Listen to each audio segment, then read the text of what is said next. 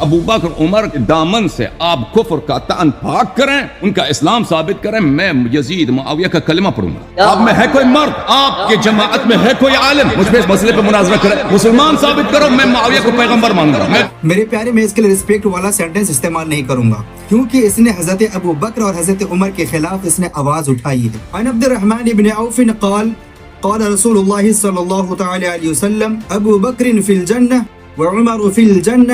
رسول اللہ صلی اللہ تعالی علیہ وسلم نے 10 اصحاب کرام کے متعلق آپ نے فرمایا کہ ابو بکر جنتی ہے، عمر جنتی ہے، عثمان جنتی ہے، علی جنتی ہے۔ تو اگر حضرت ابو بکر اور حضرت عمر کافر ہوتے تو کیا رسول کریم صلی اللہ تعالی علیہ وسلم انہیں جنتی کہتے؟ کیا ایک نبی ہو کر ایک کافر کو جنتی ہونے کے بارے میں دعویٰ کر سکتے ہیں؟ اس شیطان یاری کو شیخین کے مسلم ہونے پر ثبوت چاہیے۔ بخاری شریف حدیث نمبر 683۔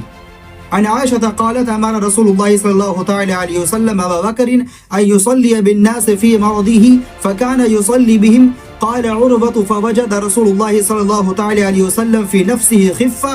رسول کریم صلی اللہ تعالی علیہ وسلم نے اپنی حیات ظاہری میں حضرت ابو بکر کو نماز پڑھانے کا حکم دیا، اس حال میں کہ آپ علیہ الصلوۃ والسلام بیمار تھے۔ اب میں یہاں رک کے آپ لوگوں سے ایک سوال کرنا چاہتا ہوں، کیا اس شیطانی یاری کو آقا علیہ الصلوۃ والسلام سے زیادہ علم ہے؟ کیا شریعت کو مصطفیٰ سے زیادہ یہ شیطانی یاری جانتا ہے؟ جو بانی شریعت ہیں، کیا ان کو نہیں پتا کہ کسی کافر کو مصلی امامت نہیں سونپا جاتا؟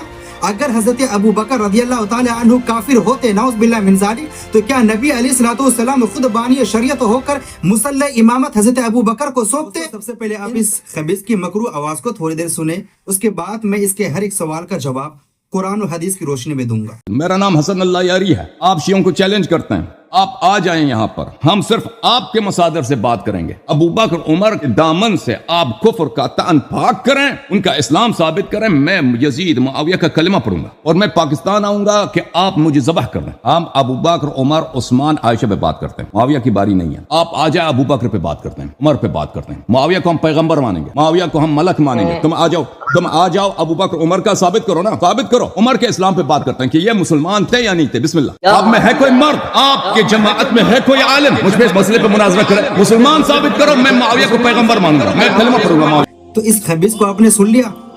اس سے پہلے ویڈیو میں نے کہا تھا کہ سب سے پہلے اپنے اسلام اور خود کے مومن ہونے کو ثابت کر کہ تو سچ میں مسلم ہے یا نہیں۔ میرے پیارے، میں اس کے لیے رسپیکٹ والا سینٹنس استعمال نہیں کروں گا، کیونکہ اس نے حضرت ابو بکر اور حضرت عمر کے خلاف اس نے آواز اٹھائی ہے اور یہ کہہ رہا ہے کہ حضرت ابو بکر اور حضرت عمر کے اسلام کو ثابت کر۔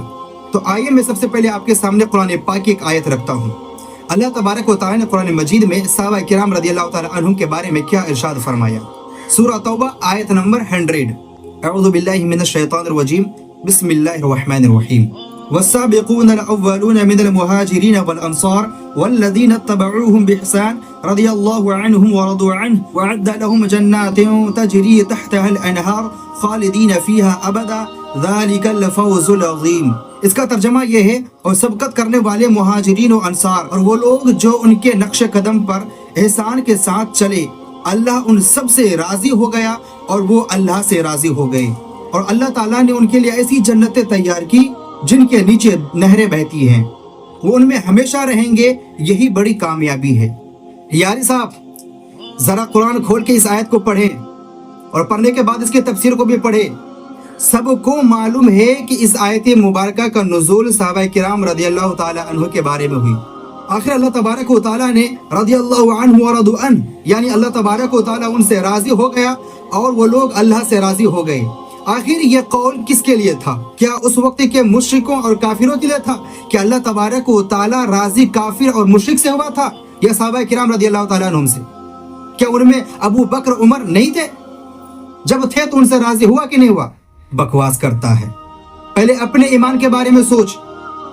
حضرت ابو بکر اور حضرت عمر جو بالکل مومن ہیں، ان لوگوں کو تم نے کافر کہا، تم خود کافر ہو کیونکہ تم نے 2 مومنوں کو تم نے کافر گردانا ہے۔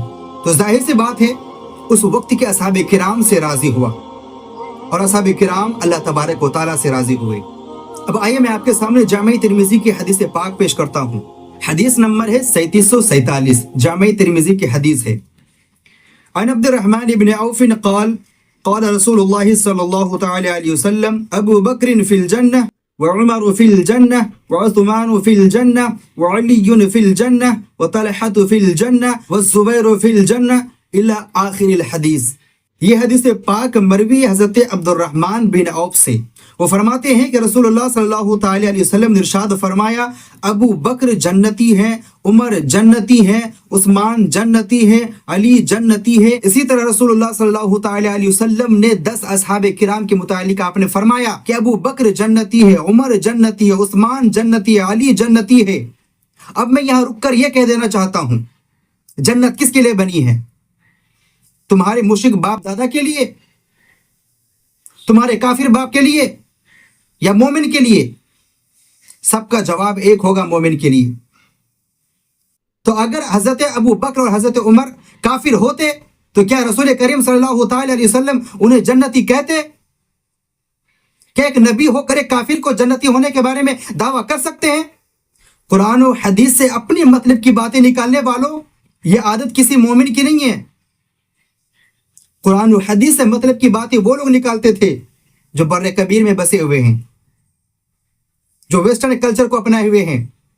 ذرا اپنا ڈی این اے چیک کراؤ.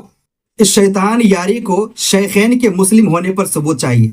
آئیے ناظرین، میں آپ کے سامنے بخاری شریف کے اور ایک حدیث پاک پیش کرتا ہوں. بخاری شریف حدیث نمبر 683. عن عائشة قالت امر رسول الله صلى الله تعالى عليه وسلم ابا بكر ان يصلي بالناس في مرضه فكان يصلي بهم. قال عروة فوجد رسول الله صلى الله تعالى عليه وسلم في نفسه خفة فخرج فإذا أبو بكر يؤم الناس فلما رآه أبو بكر استأخر فأشار إليه أن كما أوت فجلس رسول الله صلى الله تعالى عليه وسلم حذاء أبي بكر إلى جنبه فكان أبو بكر يصلي بصلاة رسول الله صلى الله تعالى عليه وسلم والناس يصلون بصلاة أبي بكر. اس حدیث پاک کا راوی حضرت عائشہ صدیقہ رضی اللہ تعالی عنہا ہے. رسول اللہ صلی اللہ تعالی علیہ وسلم نے اپنی بیماری میں حکم دیا کہ ابو بکر لوگوں کو نماز پڑھائیں، اس لیے آپ لوگوں کو نماز پڑھاتے تھے. اور انہوں نے بیان کیا کہ رسول اللہ صلی اللہ تعالی علیہ وسلم نے ایک دن اپنے آپ کو کچھ ہلکا پایا اور باہر تشریف لائے. اس وقت حضرت ابو بکر رضی اللہ تعالی عنہ نماز پڑھا رہے تھے. انہوں نے جب حضور اکرم صلی اللہ تعالی علیہ وسلم کو دیکھا تو پیچھے ہٹنا چاہا، لیکن حضور صلی اللہ تعالی علیہ وسلم نے اشارے سے انہیں اپنی جگہ قائم رہنے کا حکم فرمایا. پس رسول کریم صلی اللہ تعالی علیہ وسلم ابو بکر صدیق رضی اللہ تعالی عنہ کے بازو میں بیٹھ گئے. ابو بکر رضی اللہ تعالی عنہ نبی کریم صلی اللہ تعالی علیہ وسلم کی اقتداء کر رہے تھے اور لوگ ابو بکر صدیق رضی اللہ تعالی عنہ کی پیروی کرتے ہوئے نظر آئے. رسول کریم صلی اللہ تعالی علیہ وسلم نے اپنی حیات ظاہری میں حضرت ابو بکر کو نماز پڑھانے کا حکم دیا، اس حال میں کہ آپ علیہ الصلوۃ والسلام بیمار تھے. اب میں یہاں رک کے آپ لوگوں سے ایک سوال کرنا چاہتا ہوں، کیا اس شیطانی یاری کو آقا علیہ الصلوۃ والسلام سے زیادہ علم ہے؟ کیا شریعت کو مصطفیٰ سے زیادہ یہ شیطانی یاری جانتا ہے؟ جو بانی شریعت ہیں، کیا ان کو نہیں پتا کہ کسی کافر کو مصلی امامت نہیں سونپا جاتا؟ اگر حضرت ابو بکر رضی اللہ تعالی عنہ کافر ہوتے نعوذ باللہ من ذالک، تو کیا نبی علیہ الصلوۃ والسلام خود بانی شریعت ہو کر مصلی امامت حضرت ابو بکر کو سونپتے؟ ان تمام دلائل و براہین کو جب آپ نے جان لیا اور سمجھ لیا تو آپ خود فیصلہ کریں یہ شیطان یاری آخر یہ کیا چاہتا ہے. آج کے دور میں جب کسی کو ہر جگہ سے مایوسی جب ہاتھ آتا ہے تو ایسی صورت میں لوگ آج کل یوٹیوب میں چینل کھولتے ہیں اور جھوٹی شہرت پانے کے لیے یا تو نبی علیہ الصلوۃ والسلام کی عزت پر کیچڑ اچھالتے ہیں یا پھر اصحاب کرام رضی اللہ تعالی عنہ کو برا بھلا کہہ کے جھوٹی شہرت پانے کی کوشش کرتے ہیں یا اسلام پر حملہ کرتے ہیں. میرے پیارے، ایسے ایسے فتنے کتنے آئے اور کتنے چلے گئے، لیکن نہ اسلام کے ماننے والوں کا کچھ بگڑا ہے اور نہ ہی کچھ اسلام کا بگڑا ہے. چلا ہے قرآن پاک اور حدیث پاک سے حوالہ دے کر دوسرے کو روسٹ کرنے کے لیے. خود انگریزوں کے لباس میں ملبوس ہو کر انگریزوں کے پٹے کو گلے میں لٹکا کر انگریزوں کا کتا بنا بیٹھا ہے اور چلا ہے حضرت ابو بکر اور حضرت عمر فاروق رضی اللہ تعالی عنہ کے اسلام پر سوال کرنے کے لیے. اللہ کی کتابوں سے مطلب کی باتیں کن لوگوں نے نکالا تھا؟ ذرا یاد ہے کچھ؟ کہیں انہی کی نسل میں سے تو نہیں تم؟ اور ہاں دوستو، اپنے ایمان و عقیدہ بچانے کے لیے میرے اس چینل کو سبسکرائب کریں. تو پھر ملتی ہے دوستو اسی طرح کی اگلی ویڈیو میں، تب تک کے لیے اللہ حافظ.